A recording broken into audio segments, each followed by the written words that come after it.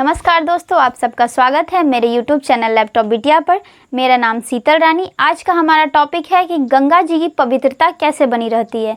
तो ज़्यादा समय व्यतीत ना करते हुए हम अपने वीडियो की तरफ बढ़ते हैं, लेकिन उससे पहले हम आपको पहले क्वेश्चन का जवाब दे देते हैं जो हमारे पिछले 2 अक्टूबर के वीडियो में आया था। 2 अक्टूबर के वीडियो में हमारा जो क्वेश्चन था कि महात्मा गांधी का जो फोटो था, जो फ्रेम था, वो कब छपा था नोटों पर, यानी करेंसी पर, इंडियन करेंसी पर। तो इसका जवाब होगा 1969 ईस्वी में हमारे महात्मा गांधी का फ़ोटो हमारे करेंसी, इंडियन करेंसी पर छपा था। तो ज़्यादा समय व्यतीत ना करते हुए बढ़ते हम अपने वीडियो की तरफ। जय माँ गंगा। आज हम लोग गंगा जी को नमन करते हुए बढ़ते हैं अपने वीडियो की तरफ, क्योंकि आज हम गंगा की पवित्रता के बारे में जानेंगे। आज हम लोग जानेंगे कि हमारे जो धरती पे मतलब इंसान है वो ऐसा कहते हैं कि गंगा जी में नहाने से उनके सारे पाप धुल जाते हैं। तो ऐसा क्यों कहा जाता है? ऐसा शायद सच में होता है, लेकिन ऐसा सच में पुराणों में, वेदों में लिखा गया है कि गंगा जी में अगर आप स्नान करते हैं तो गंगा जी में स्नान करने से आपके सारे पाप धुल जाते हैं। तो इसका कहने का मतलब है कि हमारे पाप तो गंगा जी में धुल गए, तो क्या हमारी गंगा जी अपवित्र हो गई? नहीं, ऐसा बिल्कुल नहीं है। पुराने ज़माने के एक ऋषि अपने मतलब इसको जानने के लिए कि गंगा जी अपवित्र हुई है या नहीं, इसको जानने के लिए वो महादेव की तपस्या पर बैठ गए। जब महादेव हमारे जो देवों के देव महादेव हैं उन्हें दर्शन देते हैं, तब उनसे ये सवाल करते हैं ऋषिवर सवाल करते हैं कि धरती पर सब लोग कहते हैं कि गंगा जी में स्नान करने से उनकी पवित्रता साबित होती है, उनमें जितनी भी पाप होते हैं वो सारे धुल जाते हैं। तो क्या गंगा अपवित्र है? तो महादेव यानी देवों के देव का कहना था कि ठीक है, हम गंगा जी को बुलाकर उनसे ही पूछ लिया जाता है। तो जब गंगा जी को बुलाया जाता है तो गंगा जी कहते हैं कि हम कैसे अपवित्र हो सकते हैं? हम तो सारे लोगों का पाप जब धुलते हैं तो हम सारे पाप ले जाकर समुद्र देव को सौंप देते हैं, तो हम अपवित्र नहीं, समुद्र देव अपवित्र हैं। तो ऐसा करते हुए समुद्र देव के पास ऋषिवर जाते हैं। जब ऋषिवर समुद्र देव के पास पहुंचते हैं तो समुद्र देव का कहना है कि गंगा जी तो हमारे पास सारे पाप ले आई, लेकिन हम जो जितने पाप थे वो सारे हम बाष्प बन के, बादल बनाकर हम ऊपर भेज देते हैं। तो ऐसा करते ही ऋषिवर के सामने बादल यानी कि इंद्रदेव भी प्रकट होते हैं, और उनका कहना रहता है कि ठीक है, बादल बना के तुमने इंसान का जितना पाप था तुमने हमें ऊपर भेज दिया। समुद्र को कहा जाता है कि तुमने हमें ऊपर भेज दिया, लेकिन वो सारे पाप मैं फिर से पानी बनाकर धरती पर भेज देता हूँ। तो जब धरती पर वो पानी फिर से आता है तो उस पानी से अनाज उपजता है। कुछ वो पानी पीते हैं, उस पानी को स्टोर करते हैं, पीते हैं, उसी से अनाज उपजता है। खेतों में देखो, उसी की वजह से हरियाली है, उनके पापों की वजह से ही हरियाली है। तो ऐसा कहा जाता है पुराने वेदों और पुराणों में ऐसा कहा जाता है कि जैसा इंसान भोजन करता है उसकी बुद्धि भी बिल्कुल ऐसी होती है। आप लोग भी इस्तेमाल करते होंगे ऐसे बात ज़रूर कि जैसी करनी वैसी भरनी। अब सोचिए कि इंसान जो है जितने पाप धोया था गंगा में, वापस से पानी बरसा और उसी से अनाज उपज के फिर वही भोजन इंसान कर रहा है, तो पाप तो वापस इंसान भोग रहा है। तो इसीलिए कहा जाता है कि जितने भी पाप हमारे होते हैं वो धरती पर ही भोगने पड़ते हैं, क्योंकि जब वर्षा हुई जिससे अनाज उपजा, वो अनाज को हम लोग जो भोग कर रहे हैं, जिससे हम लोग जिंदा हैं, जिस भोजन का हम लोग उपयोग करके, तो इसीलिए हम कह सकते हैं कि जैसा करते हैं इंसान वैसा ही भोगते हैं। तो हमें पाप को भोगने से हम लोग बच सकेंगे। तो इससे हमारा मैसेज मिलता है कि जो हम सोचते हैं वो हमें करना नहीं होता है, जो हमको करना होता है वो हमें सोचना होता है।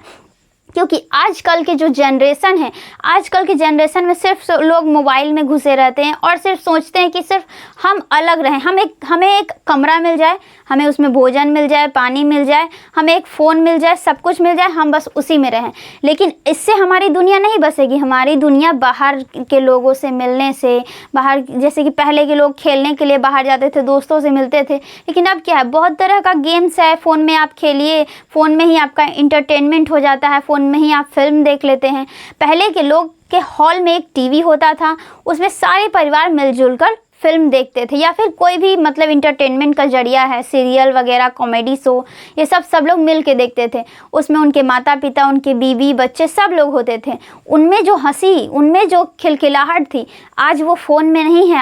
आपके फ़ोन में भले ही आप बहुत सारे कॉमेडी देख के अपना दिमाग फ्रेश कर सकते हैं, लेकिन वो खुशी नहीं पा सकते हैं। पहले लोग मिलने के लिए डायरेक्ट जाते थे, लेकिन अब क्या है, फ़ोन से 2 मिनट बात कर लेते हैं, उनकी करवाहट आप सुन लिए, अपनी करवाहट आप उनको बता दिए, बस इतना से ही। लेकिन पहले सामने से मिलने से करवाहट नहीं, प्यार दिखता था। हम लोगों को ज़रूरत है अब परिवार से मिल के रहने की, और फ़ोन का कम से कम इस्तेमाल करिए, अच्छा से अच्छा चीज़ देखिए। ऐसा नहीं है कि आप गेम में घुसे रहिए, पढ़ाई लिखाई तो फ़ोन से होता है। ऐसा कहा जाता है कि डिजिटल मतलब ऐसा है भी, डिजिटल दुनिया में हम लोग जो जी रहे हैं फ़ोन से ही पढ़ाई करते हैं, लेकिन ज़रूरत भर, अगर ज़रूरत भर किसी चीज़ को किया जाए तो वो अच्छा लगता है। तो आज हम बताएं आप लोगों को कि गंगा जी की पवित्रता कहीं नहीं गई है। गंगा जी जितनी पवित्र थी उतनी ही पवित्र है। ऐसा होता है, आप लोग रिसर्च करके भी अपने अपने घरों में देख सकते हैं कि एक बोतल में गंगा जल यानी गंगा जी की पानी को आप कितनों भी साल में रखें, कितनों भी साल रखें, 1 साल 2 साल, आप लोग कितनों भी साल रखें तो वो ख़राब नहीं होता है। इसीलिए छठ पर्व जो हमारे बिहार का है, नेशनल पर्व जो हमारा बिहार का है, छठ पर्व में हमारा जो भोजन यानी कि प्रसाद के रूप में जो बांटा जाता है, वह प्रसाद हमारे गंगा जी के पानी से बनाया जाता है। तो इसे हम लोगों को सेफ रखना है और सरकार की मदद करनी है कि हम लोग इसे साफ रखें। और जैसा कि मैंने पिछले वीडियो में भी बताया है, साबुन, शैम्पू इस सब का इस्तेमाल ना करें। और पानी पीने का तरीका जिसमें हम आप लोग को बताए हैं वीडियो में, आज कुछ और भी हम आप लोगों को बताते हैं पशु पक्षी के बारे में। जैसे कि पशु पक्षी के बारे में आप देखते होंगे, चिड़िया पानी पीती है, चिड़िया को पानी पीते सब लोग देखे होंगे, वो एक बार में 1 घूंट पीती है।